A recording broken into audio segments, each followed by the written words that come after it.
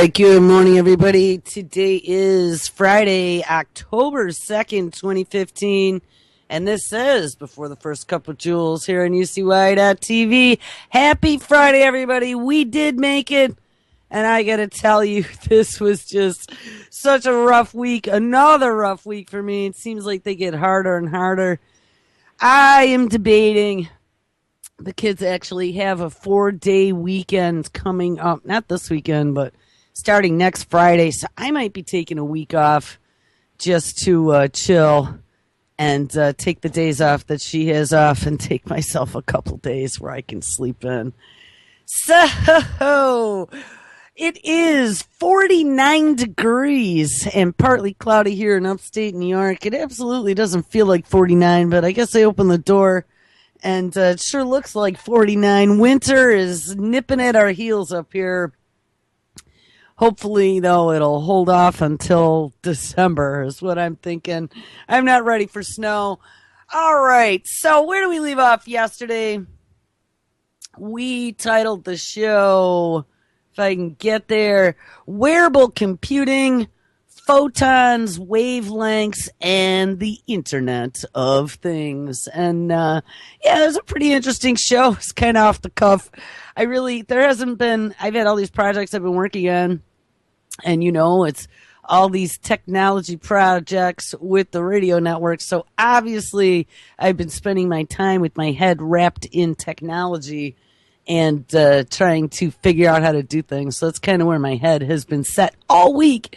But we did talk about some fun things. We talked about the movement in the future from electrons to photons and being able to hold your information orb and pass information back and forth. We also looked at I talked about the smart Mr. Coffee. I thought about that after the show. Just because you can use your smartphone and tell something to turn on isn't a reason to run out. And I said it was $118. I looked again. It's $149 for Mr. Coffee that you can tell to turn on from your bed with your smartphone. Okay, like I said, if you don't have water and you don't have coffee in it, it's not going to work anyway. It was pretty funny, though. And that coffee maker will become part of the Internet of Things, and that's why we brought that up. It's going to be everything. It's going to be your underwear at some point. We started with wearable computing and Android Wear, the new operating system. We were looking at that new LG watch that the watch itself is a cell phone. It doesn't need to interface with your cell phone now to make calls, but that whole new operating system is built specifically for them to put into wearable computing. And trust me, they are working on cloth that they are able to weave. And I don't know if it's one of the nanomaterials. I'm not sure which one, but they've turned it into a thread and they're able to weave it, and they're really literally going to weave computing into clothing. So put on a seatbelt for that, because it is definitely coming. Where I wanted to start today, though, we ended the show. I read the first 2 or 3 sentences of a story about harvesting electricity out of the airwaves. And when I was reading it, I had postulated that we would be able to do our cell phones that way. And I know I've read stuff. I mean, I even have this little super fast charger thing that somehow does charging that way for my cell phone. But this was for Internet of Things devices. So they have literally found a way to suck electricity out of the air, very Tesla-esque, but this is from already existing different electrical EMF type frequencies. Sorry guys, it's early. You know what I'm talking about? Wireless, cell phone, any of these waves that are already floating around. They just suck them out from there. So let's read the story. Don't listen to me. All right. Radio frequency harvesting tech unveiled in the UK.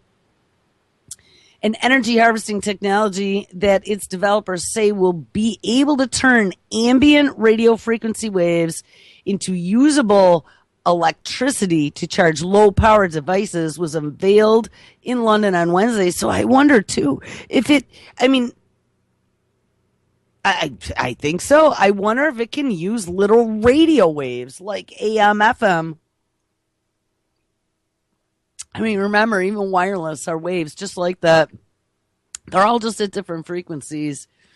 Former British science minister Lord Paul Drayson launched quote unquote free volt, FREEVOLT, if anyone wants to read about it, in a theater at the Royal Institution where electromagnetism pioneer Michael Faraday, holy crap, delivered his lectures in the mid-19th century.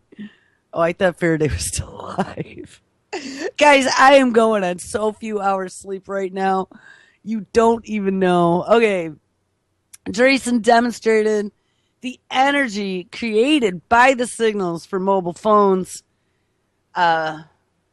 being used by attendees. Okay. Drayson demonstrated the energy created by the signals for mobile phones being used by attendees at the presentation before utilizing it to power a loudspeaker in the lecture hall. So he literally was using the Wi-Fi connection that the mobile phones were using, it sounds like, or the 3 or 4G that it was sucking in to power his loudspeakers. The FreeVolt technology has a multi-band antenna and rectifier, a type of battery that converts alternating current to DC current, and is capable of absorbing energy from multiple radio frequency bands, as developers Drayson Technologies and Imperial College London said in a statement. Companies have been researching how to harvest energy from Wi-Fi, cellular, and broadcast networks for many years, said Drayson, but it is difficult because there is only a small amount of energy to harvest. John Batchelor, professor of antenna technology at the University of Kent, said, "This idea is not too far-fetched, and I'm sure it will be improved." The problem with this technology is that available energy can go up or down, and this will happen with radio frequencies, he added. And Batchelor also questioned whether the use of the technology might impact mobile phone signals. So if you had devices out there that were like literally sucking the signal, that's an interesting thought. Is it going to deteriorate then that signal in and of itself? Though he said that the low level of harvesting used by FreeVolt made this unlikely, and especially if they did some sort of reservoir. So they did trickle charging, right? Everybody's trickle charged the battery before. They do trickle charging, and then they have a little reservoir for these where you can have your overflow. I don't know. I'm sure that they'll be able to make something like this work. This is a pretty interesting idea. It says if you harvested too much energy from radio waves, that would be theft.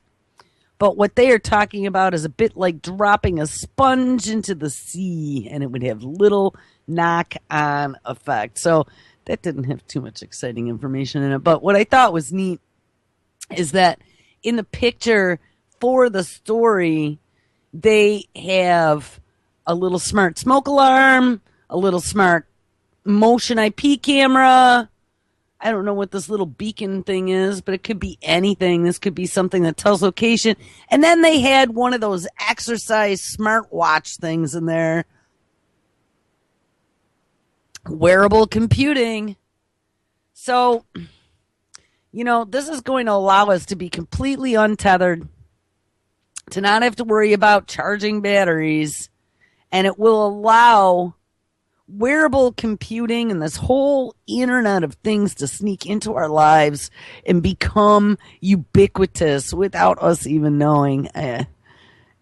So for every technology where you go, whoo, there's always a downside. All right, what did I want to talk about next? Well, staying on the theme of electricity, this is one I saw yesterday that I was like, wow, I don't even know if I totally understand what's going on here. But it says, world's first optical Rectenna, and this is with little quotation marks around it, Rectenna, and I think they're making kind of fun, like an antenna with something else.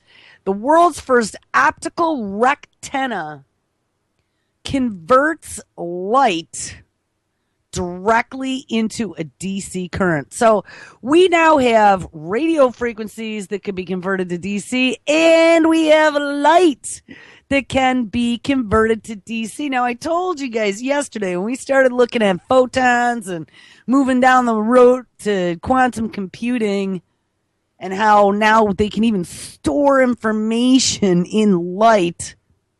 Things are moving pretty quickly, and I still say that they are full of shit in the media every time we start looking at any of this technology. And I mean, today we're not looking at AI and killer robots, but tomorrow we probably will be. But I mean, this is just as insane.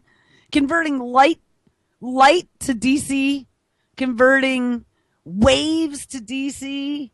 I mean, I'm sure that's all been a part of physics forever and ever, but we've never been able to do it. But I mean, science fiction is now. Don't let them tell you that it isn't far along as you think it is, because it is. All right, let's read this story. Scientists in the U.S. have assembled the first ever optical rectenna, a device that's part antenna, part rectifier diode, and uses the functions of both to convert light into a direct electrical current. The device uses an array of carbon nanotubes that functions like tiny antennas to capture light, and from this it generates an oscillating charge that travels through the rectifier and then switches on and converts the alternating current into the direct current. I mean, this could be like a solar panel without any of the bullshit in between. This is pretty awesome. It's taken scientists more than 40 years to get light working in this way, and the invention could lead to new technologies for converting heat waste into electricity and more efficiently capturing solar energy without the need for cooling. A rectenna is basically an antenna coupled to a diode, but when you move into the optical spectrum, that usually means a nanoscale antenna coupled to a metal-insulated metal diode. One of the team, Barutud Kola from the Georgia Institute of Technology, said in a press release, the closer you can get the antenna to the diode, the more efficient it is. So the ideal structure uses the antenna as one of the metals in the diode, which is the structure we made. And as the team explains, the process for making the optical rectenna is actually pretty simple, although it did take them over 1,000 iterations of the device to get it right. You need any type of conductive substrate, and on top of this, you need to grow vertically aligned forests, quote unquote, of microscopic carbon nanotubes in a carpet-like arrangement. And these nanotubes are then coated in aluminum oxide, electrical insulator, and several optically transparent thin layers of calcium and aluminum are placed on top to act as the anode. This metal insulator metal diode structure is the fastest diode in the world, capable of switching on and off at record peta, P-E-T-A, yes, goes above tetra, petahertz. That is 1 quadrillion times per second, or 1,000,000 times faster than gigahertz, if you can even believe that. This forces the electrons generated by the antenna to flow in one direction into the top electrode to create a small direct current. This is the only diode that is fast enough to open and close the gate at the speed of solar energy oscillating in an antenna, says Kola. And because optical rectennas are built from such minuscule components, you'll need an array of them to produce a significant current. And right now, the efficiency of such a device sits just below 1%. Wah, wah, wah, wah. Well, This is just the beginning, though. It's the very first, but still 1%. That's kind of sad. This means that very little light actually hits the device and gets converted into electricity. Well, they'll need to use a prism or something, like I was saying yesterday, where some of those new technologies they were working on are ready for solar, where they split the light out into its component wavelengths and then suck energy from all those different wavelengths. If they did something like that and then beamed it down in like 8 different wavelengths, bzzz, that might boost it up to 8%. I don't know. I'm just postulating, but 1% is pretty sad. The team's next big challenge is to, figure out how to get it higher than 1%. The team's next big challenge is figuring out how to increase this. But they say that they are confident that they can get this percentage to at least 40% and hope to achieve commercial potential within a year. We could ultimately make solar cells that are twice as efficient at a cost that is 10 times lower. And that, to me, is an opportunity to change the world in a very big way.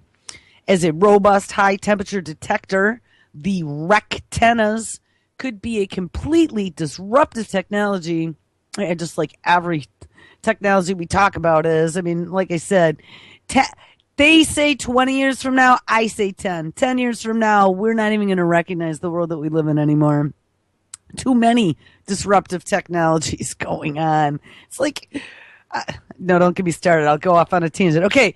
As a robust high-temperature detector, these Rectennas could be completely disruptive technology if we can get to 1% efficiency. If we can get to higher efficiencies, we could then apply it to energy conversion technologies and solar capture. And these results have been published in Nature Nanotechnology. You know, I think that might be one. I need to find their Facebook page. They come up quite a bit. And I have not subscribed to them, and I don't even know if Nature, I mean, it's a science publication. I don't know if Nature Nanotechnology has a Facebook page. Most of them don't, but they should. They should, because people could subscribe and then just have it feed through the feed. Or do they even have an RSS? I don't see that either. I'm out here looking at their study. I might need to approach some of these scientific journal companies. That doesn't seem right. I mean, even if you don't give the stuff away for free, which most of them don't, they charge. You either have to have a subscription or they charge per article.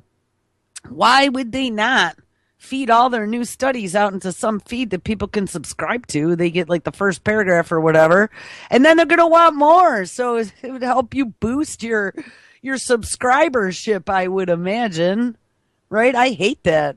When, especially, and there's a couple of my science mags that do that. I hate that when you see like a title and you're like, oh, this is exactly what I was looking for. And you go in and it pops up and it's like, you need to pay $14.99 a month to be able to read this information. The future of the internet. Yes. All right. So, because we seem to have been on electricity here for a day or two, it's amazing. I found this story yesterday right after we got on air, and I was like, wow, this is like one of the freakiest things I've seen yet. Researchers have just made batteries from mushrooms. Yes, they have made batteries from mushrooms. And it says they are surprisingly good. Says, okay, we weren't expecting that. No, we weren't, were we? And they look like some pretty tasty mushrooms that you would like to stuff with whatever your favorite topping was. Yum, yum, yum. Researchers in the U.S., again, I am almost going to bet you, too, if we, like, followed the money, there's all this tech money. You know, we're so broke. And we don't have benefits, or there's no Social Security, or, oh, my God, people are dying because we can't fund this, that, or the other thing. We're getting ready to go into shutdown. Gonna play chicken again.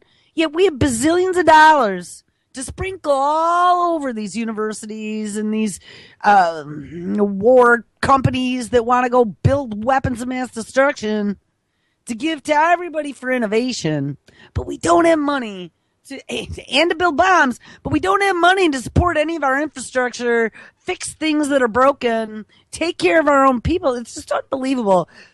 And I mean, yes, I think it's cool that we made batteries out of mushrooms. But on the other hand, I don't know. Let's see. Researchers in the U.S. have created a new type of, oh my God, and it's even lithium ion, a new type of lithium ion battery that uses portobello mushrooms. Oh, there's going to be a portobello shortage. Yes, you read that right. Instead of graphite that currently forms the batteries inside of our mobile phones, we're going to have mushroom batteries. All right, we need to understand this. And while it sounds like the type of idea you might hear at a high school science fair, evidence suggests that these new batteries might actually last longer than traditional batteries and could even give our phones better battery life as they age. Yeah, we all gotta hate that. I've actually had to buy a few different batteries now, even for my my Android. And I think it all is the way that you charge. You know, I tend to leave mine plugged in and walk away during the day, and that's not supposed to be too good for your phone to leave it plugged in. So, and that's not all. The mushroom batteries were also incredibly cheap, easy to make, and best of all, they're pretty much biodegradable. They forgot to mention that they're edible too. I don't know if I'd be eating my portobello mushroom battery, but and what would happen if you took nibbles out of the side? Would you go from 6 hours of charge time to 5? But it's good for an emergency. Oh my God. Which will make a difference to the environment as our demand for batteries skyrockets, with 6 million electric vehicles predicted to be built by 2020. So what, we're going to power electric vehicles too with mushroom batteries? Wow. Talk about reality being stranger than fiction. This is crazy. All right, there's more. There's more, and there's pictures even. So now we know what you're thinking. How the hell do you make a battery out of a mushroom? And why? Well, it's actually not as weird as it sounds. In a normal lithium-ion battery, you have a positive and a negative electrode, also known as the anode and the cathode. These electrodes move the charged lithium atoms back and forth, either releasing or storing energy depending on the direction. Traditional anodes are made from synthetic graphite, which works well enough, but it is expensive to make, and it has to be treated with harsh chemicals, including hydrofluoric and sulfuric acids, a process that produces a whole lot of hazardous waste. Wow, that sucks, man. I didn't know about that. So all these devices with lithium-ion batteries, I mean, that's pretty much what you got in your notebooks now, too. You got them in your cell phones. They don't make the nickel metal or the NiCad batteries much anymore. I mean, they still do for some low-end devices, but they have that memory issue, you know, when you don't discharge it all the way and you plug it in and then it only charges half. So they're not real popular anymore. Almost everything is lithium-ion. So I bet they're making those in China. Hydrofluoric and sulfuric acids everywhere.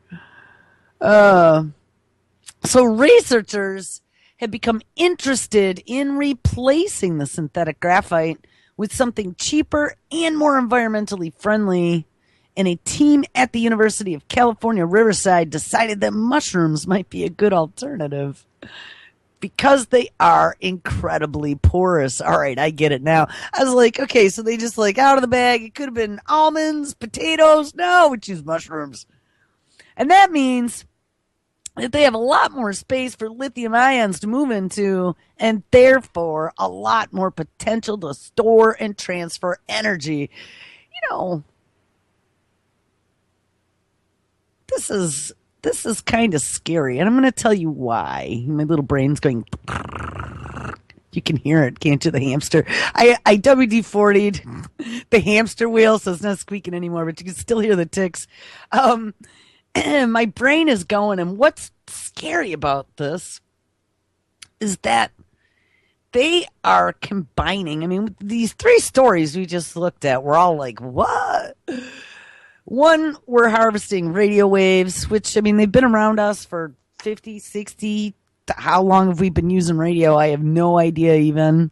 100 years, let's say. Not that long, but maybe. I mean, it's already 2015. So by 1915, I don't think we had real radio, but we were doing things such as they probably had like military stuff, right? Or CBs. I don't know, honestly. I do not know my radio history. But all right, let's say at least 50 years we've had radio and the waves have been floating all around us. I mean, radio waves are a very basic form of physics being utilized in the atmosphere. We also have them harvesting, attempting to harvest electricity out of light. Well, how much more elemental can we be, right? And we've talked about how this newfangled technology, what they're doing is they're usurping our natural world, right? They're trying to copy things that are being done in nature, let's say, and usurp it. So we got them sucking radio waves, we got them sucking light, and now we have them taking a biological organism, and it may not be a mammal, but it's still a living organism, a mushroom. And they are making like this transhumanist mushroom, right? I mean, they're combining it with lithium ion and turning it into a powered device that's going to power electronics. You know, here's the one thing that I was thinking about too, like mushrooms. I read a story and I've seen now a couple updates to the story. The largest communication network in the world doesn't happen to be a human one. It happens to be on the forest floor with the fungi. And the fungi have this whole communication system that happens around the entire world. And I bet at some point we really are going to find out that plants, and I mean, I totally believe this already. I mean, life is life. And they might be on different levels, but it doesn't exclude all life from having some sort of sentience and ability to interact with its environment. And so the fact that we're looking at now taking a biological organism and integrating it with technology to then use it to power our electronic devices is definitely disturbing to me. I mean, it's kind of like taking that cockroach or that moth and putting those nanowires in it and using a joystick to remote control it. I mean, nobody wants to snuggle up with a cockroach or a big nasty looking moth at night. But I'll tell you what, it's still a living creature. It's still a living creature that is being manipulated and used for experimentation, and then who the hell knows what? And they're like, oh yeah, these remote control roaches will save people someday in a disaster. Maybe the roach doesn't want to be the super saver roach. You know what I mean? Like, this just isn't fair. We've already gone above and beyond just looking at the meat industry. How, you know, these poor animals are just bred for food and slaughtered and held captive and all these horrible things done to them. I mean, I don't even like to think about that. I am not at all proud to be part of humanity when I think about any of that. And if I could go, and careful what you ask for, because we're going to talk about this, what I was going to say. If I could go without eating meat, I would. Since I was a little kid, I remember asking my mother, where does hamburger come from? Because I would not eat any meat because I knew the chicken came from a chicken and steak came from a cow, but hamburger, there are no animals called hamburger, so I was okay with hamburger at like 5. Yeah, the joke was on me. I remember my mother making me tell her friends that story like a couple different times. That there was no animal called hamburger, and they all would laugh. And of course, I didn't get it because I was 5. But it just really is depressing. And just hold on, because we're going to get back to the theme from 2 days ago, which happened to be everything was about climate change. There's a video that came out the other day that was like, bug protein and test tube beef. Here they come. All right, let's get back to this. Says, so researchers have become interested in replacing the synthetic graphite with something cheaper and more environmentally friendly. And a team at the University of California, Riverside decided that mushrooms might be a good alternative because they are incredibly porous, and that means that they have a lot more space for lithium ions to move into and assimilate, and therefore a lot more potential to store and transfer energy. Mushrooms also happen to have high potassium salt concentration. That's interesting, which means that over time, even more pores open up in the material, gradually increasing the battery's capacity the more that it is used. Now that is really kind of cool. So the more you use it, the longer it lasts, like you're exercising the battery. With battery materials like this, future cell phones may see an increase in runtime after many uses rather than a decrease due to the apparent activation of blind pores within the carbon architecture as the cell changes and discharges over time. One of the research team, Brennan Campbell, said in a press release. And so far, the battery is still in its infancy, and even though the team has shown that the batteries are able to get more porous and store more energy the more they are used, they are nowhere near as efficient as traditional lithium-ion batteries just yet. The next step will be to optimize the system and find out whether it really could be a contender for the battery of the future. But the team has already filed for patents for their invention, which they have detailed in scientific reports. Despite our skepticism, the results are pretty promising, and we suppose that if the team can find a way to make cheaper batteries longer lasting and more environmentally friendly, then we can find a way to stop laughing every time we say the word mushroom battery. Oh, they think they're being funny. So, I don't know. I wanted to share that because I thought it was pretty cool. But again, it is disturbing as well as we are hijacking biology to make it a part of the machine. There was also, and I don't know, do we even care about this? There's this thing about this flexible battery they're working on for wearable clothing as well, but you know what? At some point in the future, especially if they're going to suck it out of the air, I don't think they're going to have to worry about that too much. Well, let's see what it says. This is an origami-style battery that could double the life of wearable gadgets. The battery you can fold up and put, well, pretty much anywhere. Ha, ha, ha, ha. If you own a smartwatch or indeed a smartphone, then you will know that the battery performance on many gadgets isn't quite what it could be. The innovation here isn't so much the material used in the battery. It is the same lithium-ion compound that makes up the smartphone batteries of today, but the way in which it is put together.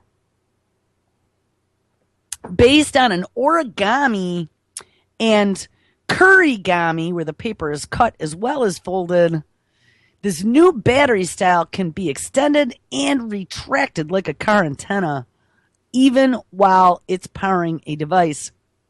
That means that the stretchable battery can go places where normal batteries can't go, like the band of your smartwatch or inside a very thin section of a robot.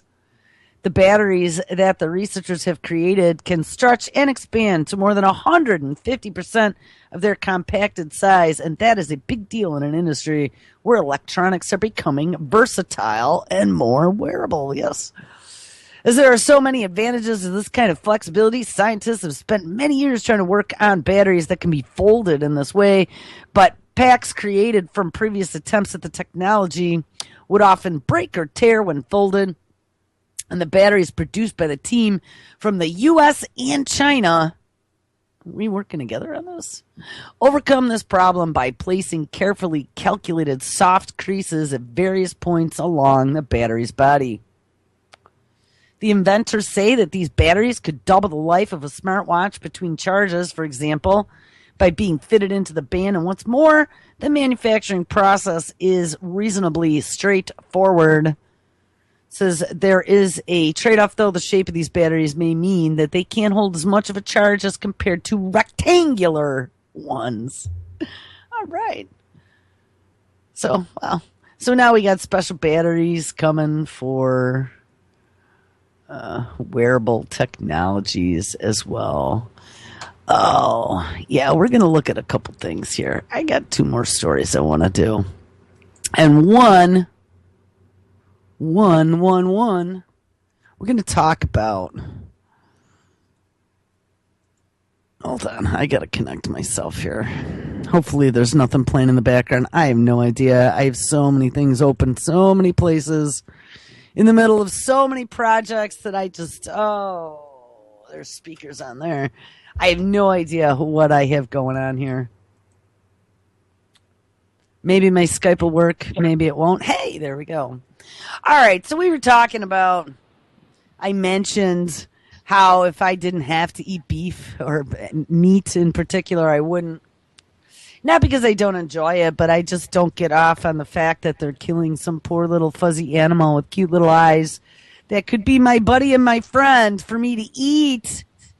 And they're raising them in deplorable conditions in many cases. And I know, I mean, I'm talking factory farming, but it's happening across the world.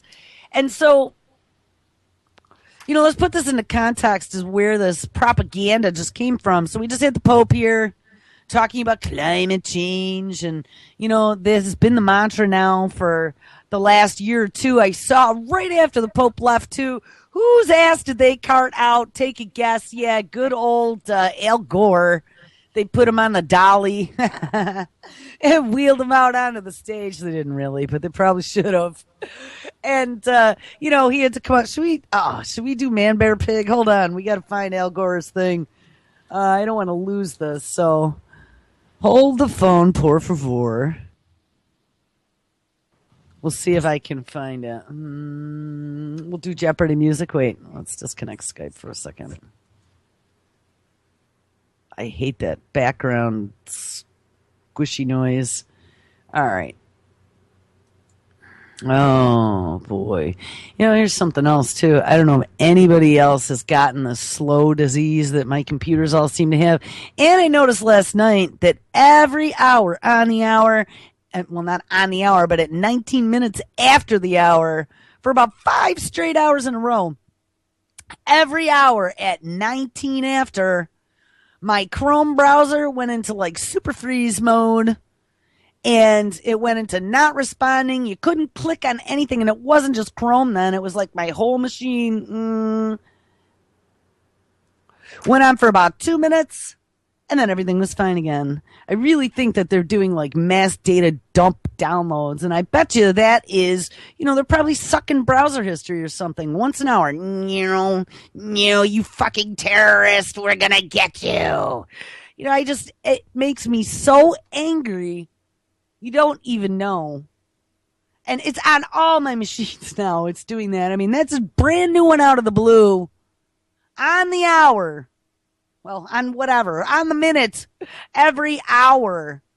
Which means that there's a process running. I mean, that's what typically, when you start finding something that happens at a predictable time, it means there's a service running somewhere. There's a service running that seems to be sucking all my bandwidth like an orange through a straw that only goes on for a couple minutes and then it's over and then everything's back normal. But I'm not supposed to notice that, I guess. Anyway, all right. So here's the Al Gore story. So as Pope leaves America and calling on everyone to give up for the good of all. Oh, I hate that. All right, here. Let's listen to this.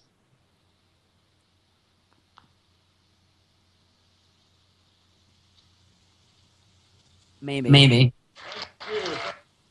Thank you, Don. Thank you very much. Thank you, my friend. We are winning.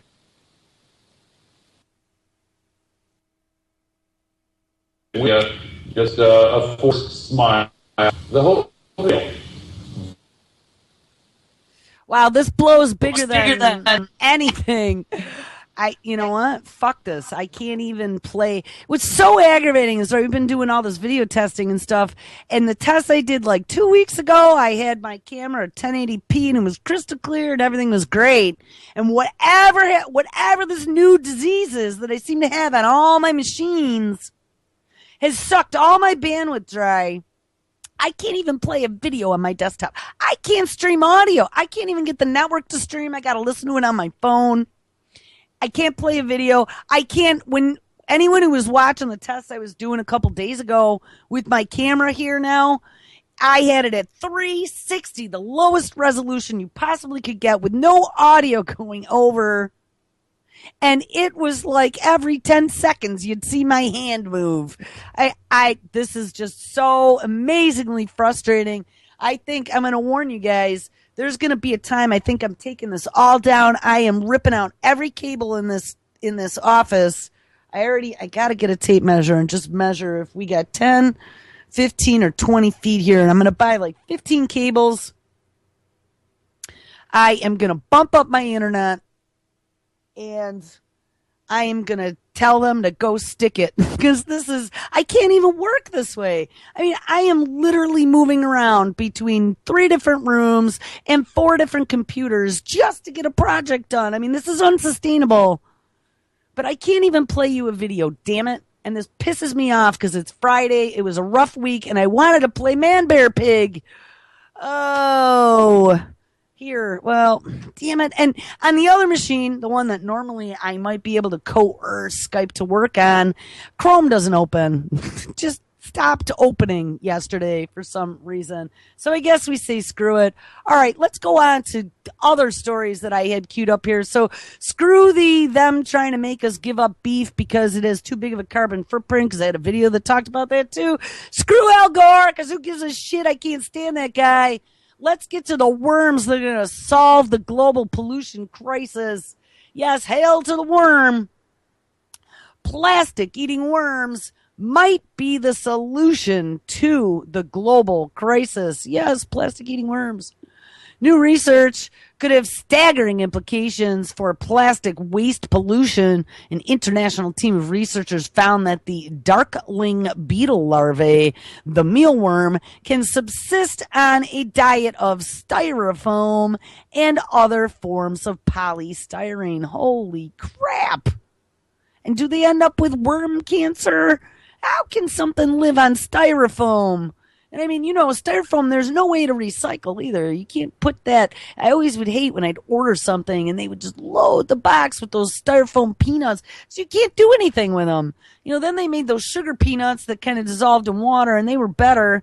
But I'm sure there were probably chemicals in there that you didn't want to leach into things. And it says in an ongoing worm study, Stanford engineers collaborated with researchers at the University of China. Man, I've seen a lot of U.S.-Chinese collaboration, and that scares me a little. Not that we want to be enemies with China, but remember, China has had a population problem for more than a generation, where they said that you could only have one kid, right? And so everybody got rid of the females and just had sons so they could spread their name. And they ended up with this whole generation of people that had no spouses. And now they changed that because they're like, oh, that was kind of dumb. And they're allowing parents to have 2 children, but they also, because of that fact, went way far ahead. They never banned stem cell research way back when in the 80s. And they have been working on in vitro and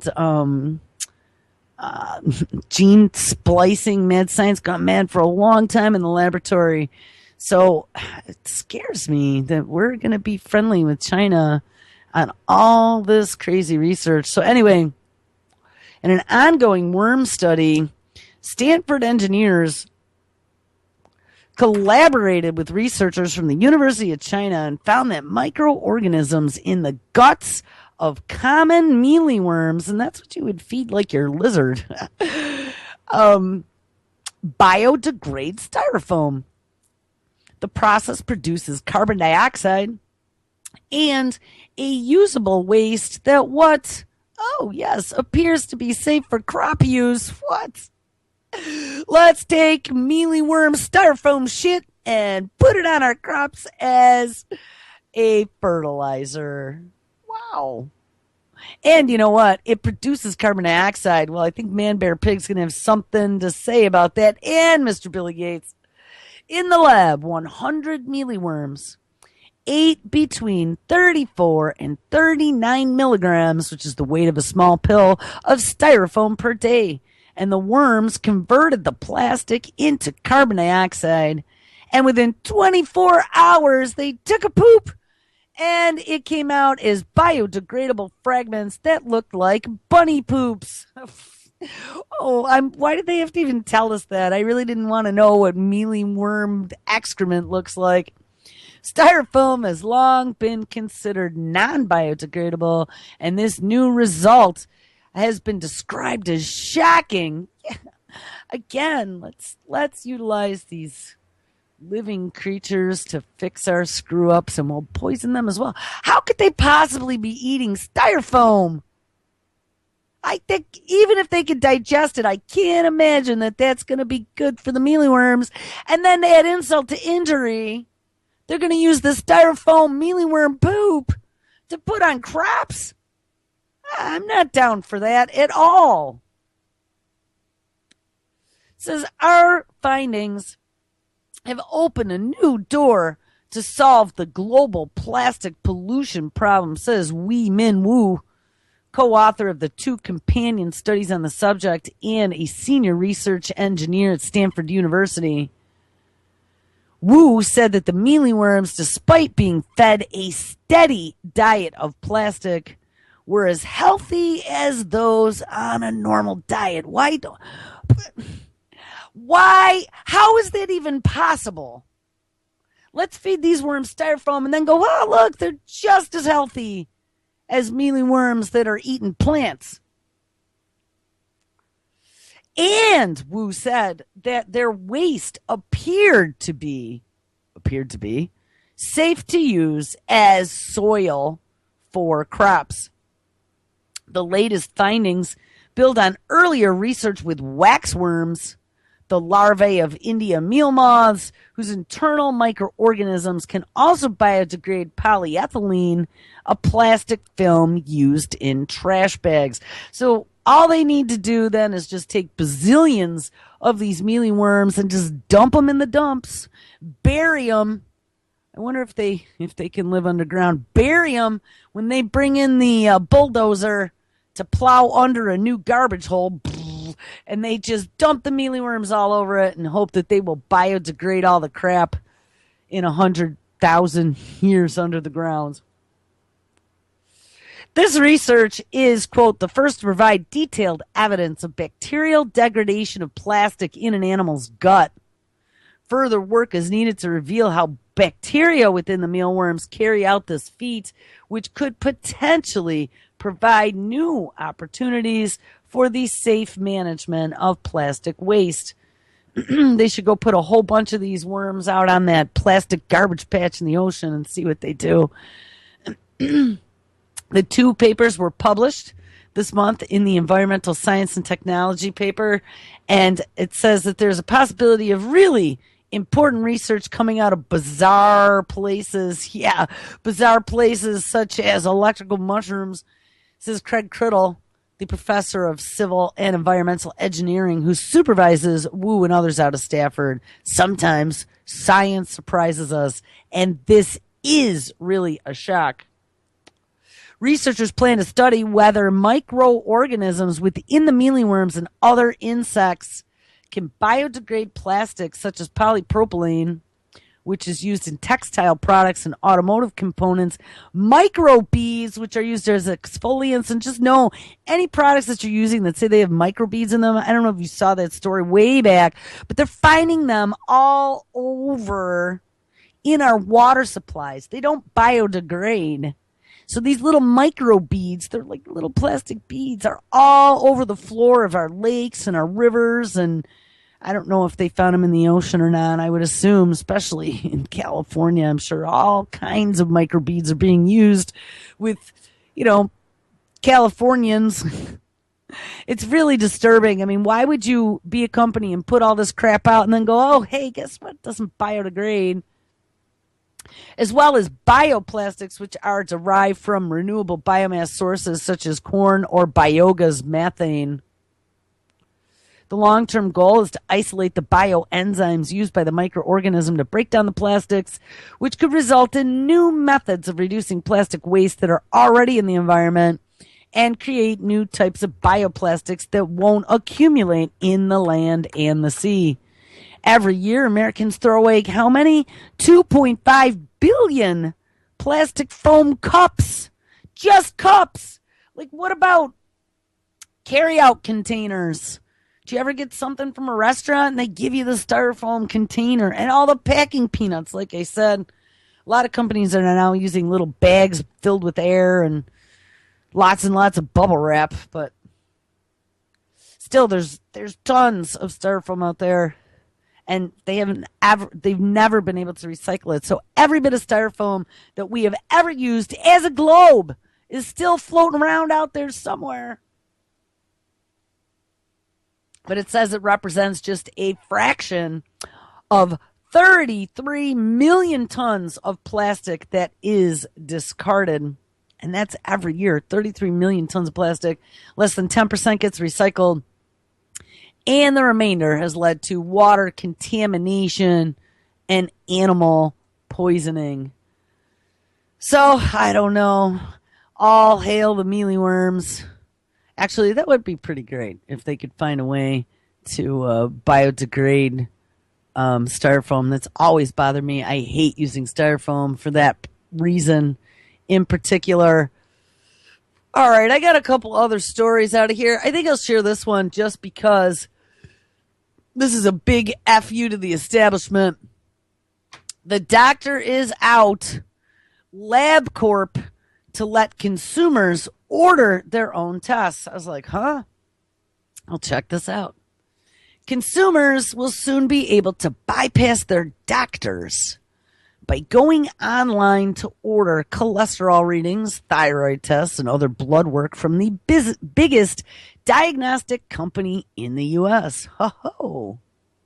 Laboratory Corp of America Holdings will let customers go online to pay for tests, visit a service center to get blood drawn, and then view the results on the web. And the company has already been doing back office lab work for a number of internet firms that let people order up tests without a doctor. And why this really surprised me is with this whole precision medicine initiative and this electronic health records merging with the genomics databases that they have, that whole eMERGE project, the fact that they wouldn't slap some sort of regulatory fines or quick draw pass a law saying that pharmaceutical companies or phlebotomy, this is a diagnostic company, requires some sort of prescription from your doctor, because this could wreak havoc. You could say, screw you, doctor. I don't want to go in to see you for my physical and have you order blood tests and then have me come back and you lecture me on my cholesterol level for a half hour. People don't like that. And doctors do that, and then treat you like you're an idiot and that you don't know that maybe you're not eating healthy or whatever. And by the way, we find out cholesterol's healthy anyway. So all that Lipitor that they've been giving people has just been doing liver damage for no reason whatsoever. This says rapid and at-home diagnostics are a growing corner of the healthcare market, and with businesses like WellFX Inc. and Direct Laboratory Services LLC tapping into demand from patients who want to get sensitive results in private or seek to monitor their health outside of their traditional doctor's office. Whoa, what a concept. For those of us who don't want to be a part of the machine. Companies like LabCorp are tapping into demand from consumers who want to measure their bodies to monitor the effects of exercise and healthy living and to learn about the potential risks of disease. Quote, we need to retake that territory for ourselves, says LabCorp Chief Executive Officer David King in a telephone interview. It's a growth opportunity and it's something consumers increasingly want to have access to, and it is something that we're doing already and have our capabilities are being utilized without us getting the benefit from a branding perspective. LabCorp is also facing competition as options emerge for consumers to get tests without visiting a service center at all. Ho ho, the real story comes out now. They figured they better go quick and go consumer direct before all these self-home test things come out. We read about those with the little nano needles. You can do all kinds of stuff. Startup Theranos Inc., founded in 2003, has developed a diagnostic kit available in some Walgreens locations that says it can provide a range of results from lipid panels to the presence of HIV just with mere drops of blood. LabCorp's direct-to-consumer businesses will initially be run online, and the company is exploring a partnership with a drugstore chain, an idea that rival Quest Diagnostics tried and scrapped, and the company didn't say precisely which tests it will offer or how much it will charge. And in some states, the law still requires consumers to go to a doctor to order tests. So there you go. I guess in some states it is a law.